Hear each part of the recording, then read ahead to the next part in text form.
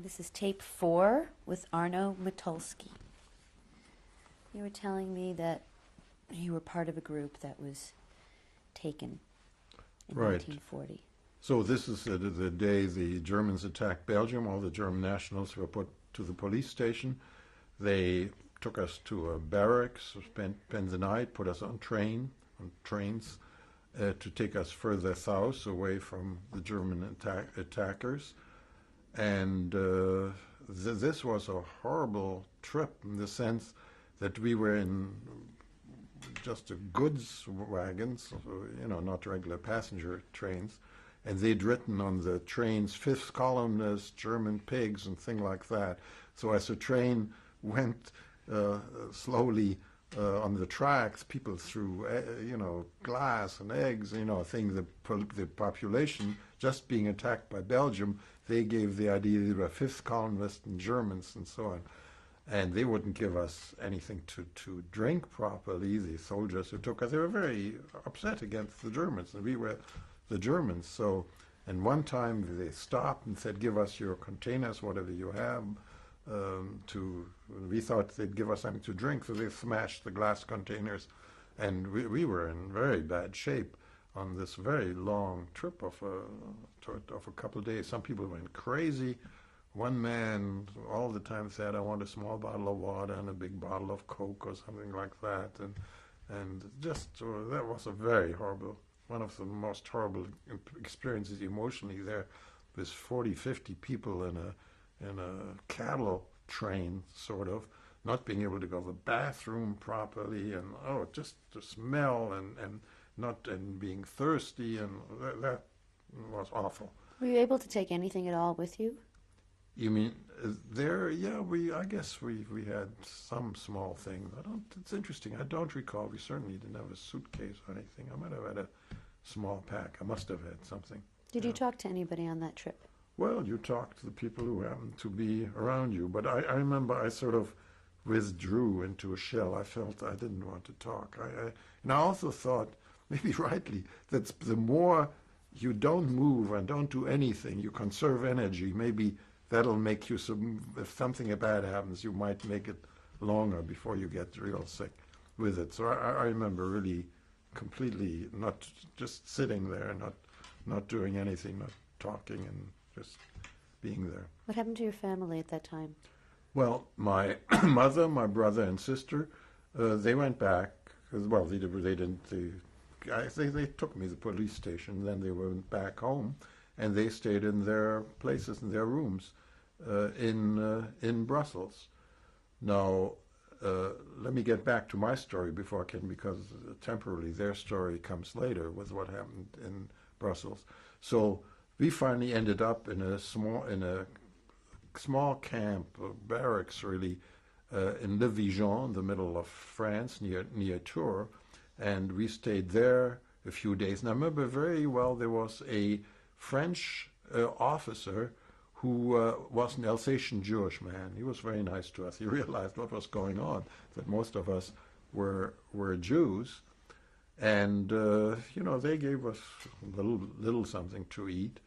And then, as the Germans came closer and closer, in fact, they went very fast, they figured, again, we were too close to the German armies, so they took us further south, and we went to Saint-Cyprien, which is right close to the Spanish border on the Mediterranean, near the town of Perpignan. How long were you in Le Vigeon for? Le Vigeon was short, I don't know, 4 or 5 days or something like that. Maybe a little longer. Well, can you describe what these camps looked like? First Le Vigeon, then Saint-Cyprien? Well, Le Vigeon was so short, I don't have a very good memory. I remember just concrete barracks, sort of in the fields, and nothing much around it. Saint-Cyprien I remember very well, because I was there quite a few months. Saint-Cyprien had been built a couple of years before as a camp for Spanish soldiers, Republican soldiers. As you remember, there was a war between the nationalists and the Republicans in Spain, and they lost. Franco and the rightists won, and many of the Republicans fled across the French border into France, and the French built some camps for them. And Saint-Cyprien was one of these camps. By the time we came in, this is now July 1940, they had left. They weren't there anymore. So this was right on the Mediterranean. The beach was right there, and there were barracks, wooden barracks, which held about 40 people or so. There were no beds. We laid sort of on the sand. There were no proper windows, and it was very primitive construction. And this was summer, so it didn't need to be heated. And there were many of these barracks. It was a big, large camp. Must have been, I don't know, 2,000 people or something like that were there. The situation there was difficult in terms of food. France had just lost the war. There was no proper moving around of food around the country. What they grew there were peaches. And I remember eating tremendous amount of peaches, getting our caloric requirements rather with peaches. It's amazing. I still like peaches, but we ate a lot of peaches, a little soup, and but the weather was good. This was summer, and they let us swim. And so an hour or two in the morning and an hour or two in the afternoon, we could go and swim in the Mediterranean, which wasn't so bad. But there was tremendous turmoil in France, and they kept us in this camp. Although people started fleeing the camp because it was relatively easy. You go swimming, you could somehow get across. And people who had connections in France and had some money, could disappear. But most people didn't. Like the people who had come from Belgium. So we stayed in camp. We had the medical situation was very bad in the camp, in that there was a lot of diarrheal illness, and then real typhoid happened, and typhoid kills you, and we had a large number of people die. People that I knew in my particular barrack left and went to the sickness barracks, hospital barrack, and didn't come back. So how many people were in your barracks? How many? About 40 or 50, something like that, in each barracks. There was straw, there was sand and then straw. We had give us some thin blankets, and then that was it.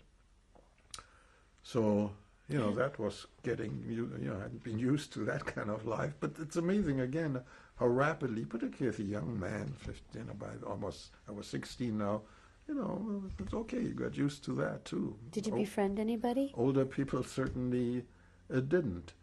As it turned out, my brother-in-law was there, but I didn't.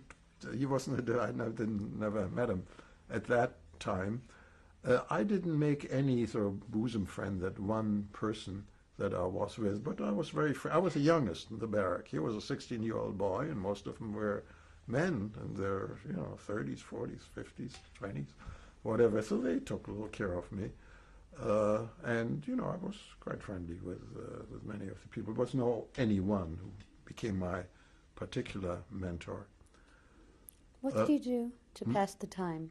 Well, to pass the time there were a few books.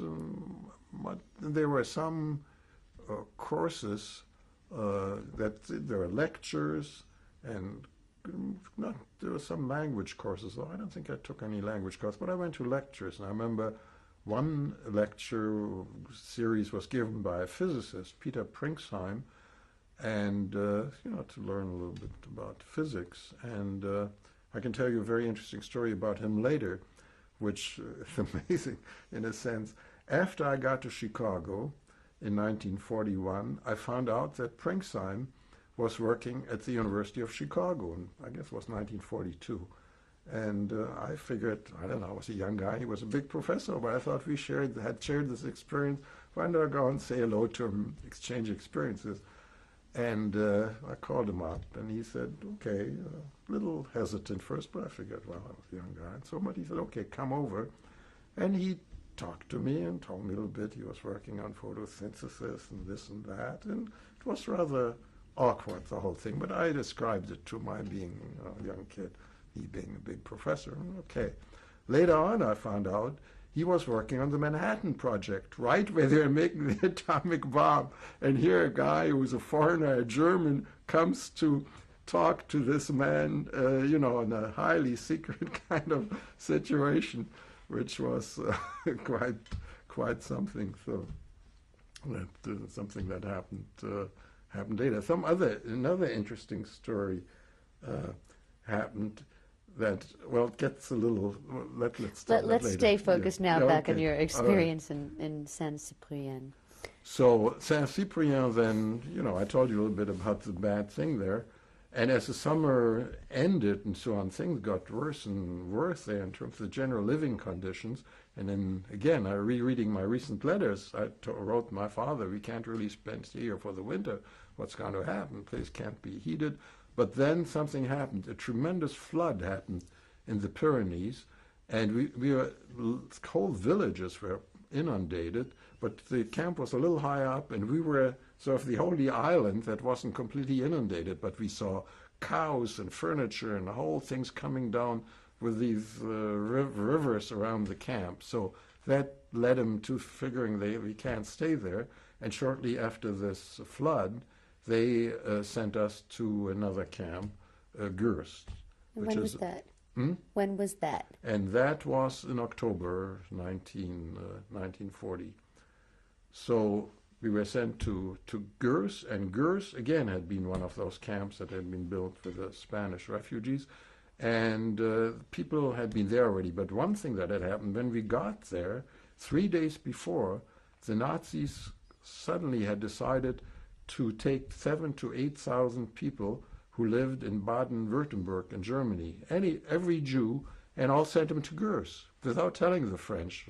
And suddenly there they were, old people, sick people, young people, and we came 3 days later there. So Gurs, again, the camp, the general style was very similar. Barracks of 40, 50 people, a little more solidly built, but again, no beds and one heating unit of stove in the middle of the camp, and again, very large camp, thousands of people there.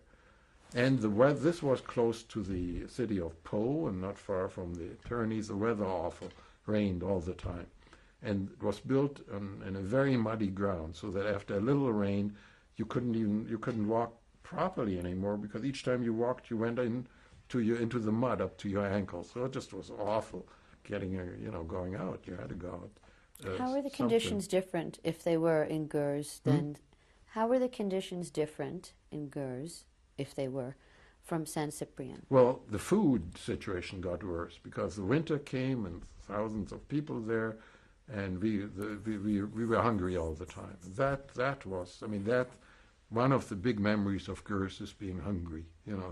That all you could think about is eating, and when sometimes someone brought something, people behaved like animals, when the food came around. And how, if you are hungry, that's all you have in your mind, just to try to think of food and to want to eat. So that was one of the principal or emotional and physical memories of Gurs, and the mud, and the general despair, nothing happening. Now, I wasn't that unhappy as many people were, in the sense, here I had my American visa on the 1st of May, and I knew it was good for 4 months. Well, in Saint-Cyprien, I hoped somehow to get out, but that, there was so much turmoil, that was impossible. But somehow I hoped that even if the visa will run out, another American consulate in France will give me a renewal of the visa. And I was in correspondence with my father, and I thought, in fact, again, the last few days I had all these letters which I hadn't looked at.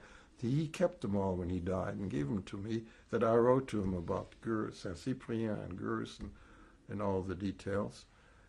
And so the winter was very bad there, with all this rain and the general situation.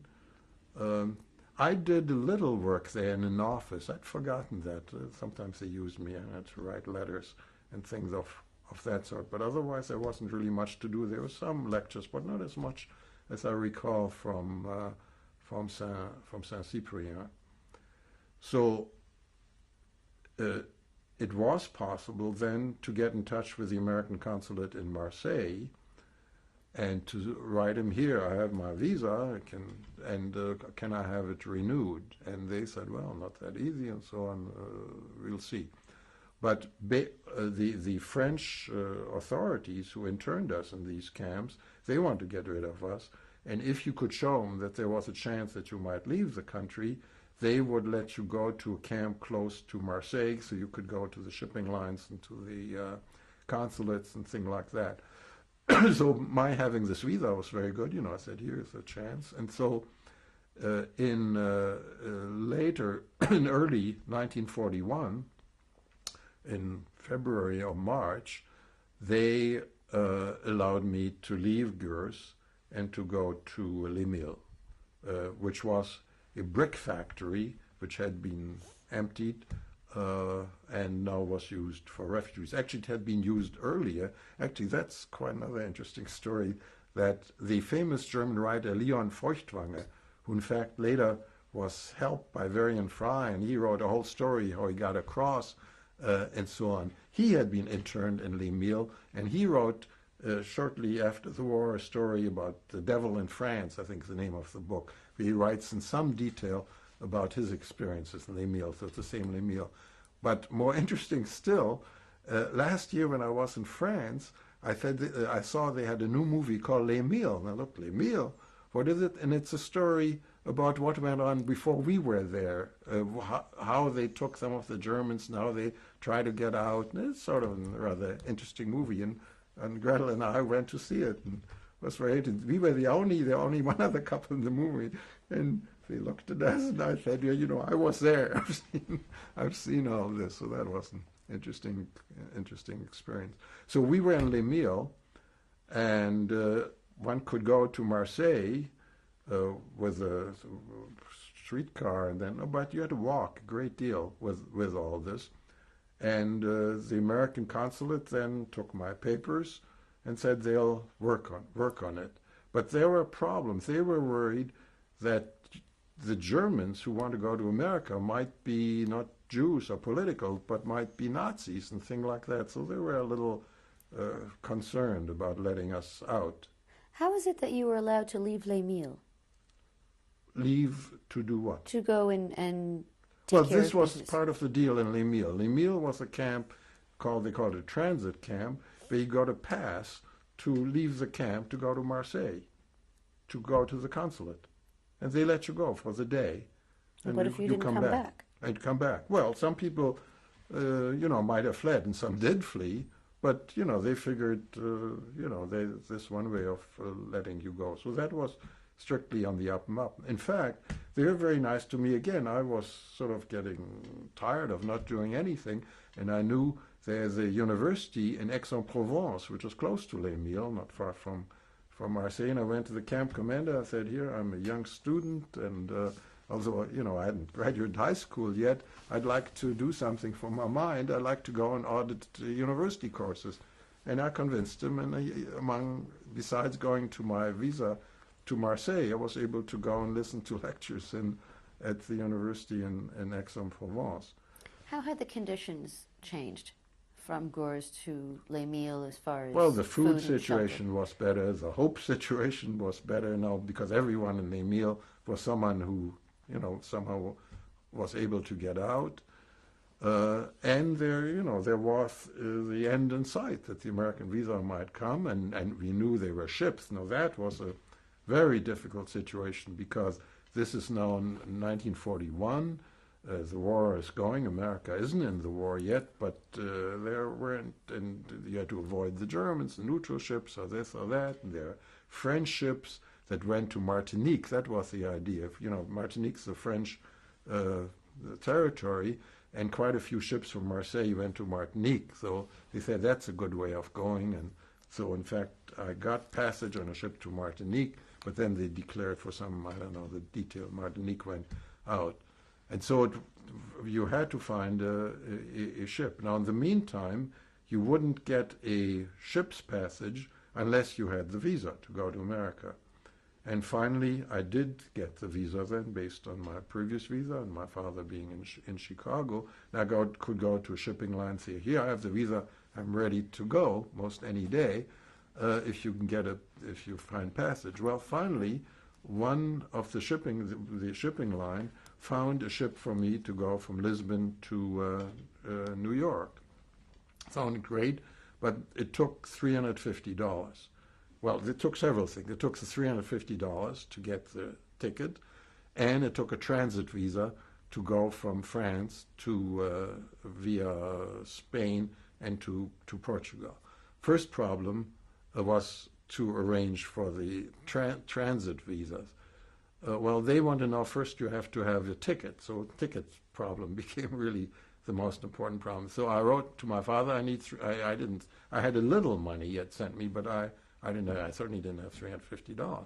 I said, please send me $350. If you give that, I can come. Now, my dad, he didn't have a very good job. He didn't have any money, and he didn't have $350. So nothing happened. Fortunately, you could cable, so things went fast. I mean, letters didn't go that slow either, because they had the Clipper ship, the Clipper airplane, Pan American, that went from Lisbon to New York. So it just took a day or two if you could send it. But the short wires was the best way of doing it. So nothing happened. I went to the shipping line. They said, well, what's up? And they said, something had happened. I'll get the money a little later. And he said, if you don't present the money by, give me 4 or 5 days, your ticket is gone. There are lots of people like you who want to leave, and I can't hold it any longer. So I sent a cable to my father, last cry of help. You must send me $350, otherwise I'm lost. And, I really was worried now, and I, put it in these words. It wasn't exaggerated. So he took the telegram and went to the committee and my relative there, and between all of that, he sent the $350 to the shipping line, and with a ticket, I was able to get the transit visa. Now, the transit visa also caused some great worry, because the Spaniards, who were now the nationalist Franco-Spaniards, were friends of the Nazis, and they would not give transit visa to people between the age of 18 to 35 or 40. And this was my transiting Spain would be 10 days before my 18th birthday if it worked out all right. So it did work out all right. And I was a little worried going on the train through Spain, the man coming. They looked at my papers, and, I wasn't 18 yet. And they said, okay, they stamped it, and I went on to Lisbon. The Lisbon visa was, they knew I had it. That went easy. So I stayed in Lisbon, in a pension with some other Jewish refugees. The ship was delayed for another week or 10 days, and then took the ship, and 10 days later arrived in New York. Okay. Prior to leaving France, were you in touch with any kind of refugee committees in Marseille? Well, in Marseille, one thing I remember is there was a man by the name of Varian Fry, who's written about now a biography and an exhibit in the Jewish Museum in New York, who was charged with getting out important authors and musicians and artists and things like that. And I remember seeing him.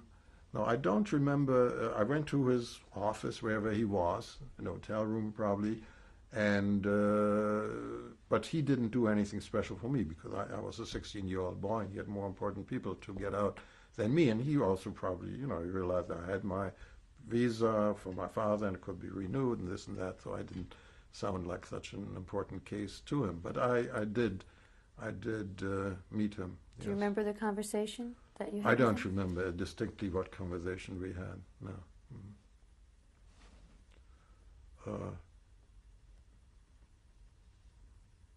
And, there were lots of, as Varian Fry came to, there are lots of important people in Marseille, and other books have been written. There's I can't think of her name, a well-known German writer who describes her time in Marseille. I think an East German writer. I can't think of her name now. So it's this was a very exciting time there, and of course people were worried about the northern part of France had been occupied by the Germans. The southern part was Vichy France, and we were in Vichy France, also a fascist type of government, in cahoots in a sense with the Germans and all the horrible things that later on happened. We were right to worry. So Varian Fry did very well in getting out these important people, and unimportant people like us, were able to get out too. But some of them didn't. Did you have contact with your mother and siblings at any point during your internment? Yes. Initially, I was able. We didn't hear anything for quite a few months. Then I was able to get a letter through, and at one point they sent me some things, a package with various things from Belgium. So we had some contact with them. But later on, with the war getting worse and so on, that stopped completely, and we were in contact for several years. At any point during your internment, did you participate in any Jewish observance? Jewish observance? Well, I might have gone to services. But I don't recall that at all. But in fact, the rabbi was in our barracks in Saint-Cyprien. I've read about him later, but I don't remember going to any service. I always was sort of not very religious. So. What was the rabbi's name? Ansbacher, Ansbacher. Okay, tell me about your arrival in America. Well, I arrived in New York. My mother had a brother in the New York area, New Jersey. He'd come to the ship, and I went to him. Then there were other relatives in New York, and I had a great time, seeing New York and everything that you see in New York and all the impressions. So, here I am in America. The future lies before me, and here's New York. So, it was a wonderful feeling, 16 years old, and, having survived all these crazy things in retrospect that, might, and particularly now, we're so lucky that I made it, with all these, with 1 week before the 18th birthday, and, so anyway, so, it was great to be in New York, and then 2 weeks later I went to Chicago to join my dad. What was that reunion like for you? Well, that was, here I hadn't seen my dad for, significant periods. At 38, this is 41, 3 years. So it was a little, here was an adolescent, a little rebellious, and, then we lived close together in the same room, small type of room, housing, but, we adjusted to each other. Although, he took the name of his brother, who had changed his name, Moulton, and when I came, I said, I can make my own way in America with the name Motulsky. You don't have to change your name. And I decided not to change my name, so I'm the only one in the family who is Motulsky. Well, everyone, not the only one, there's one other branch who have that name, but most people of my immediate family go under Moulton. But so we got along, and the point is I had to make a living. Here I was 18, and what did you do? What I do, through my sponsor, who was a physician, he got me a job in the animal lab of Michael Reese Hospital. And I cleaned cages, and I helped with injections of monkeys and rabbits, and got acculturated to medical research. And so I went all the way from being an animal cleaner to becoming a professor. We're going to stop now and change tapes.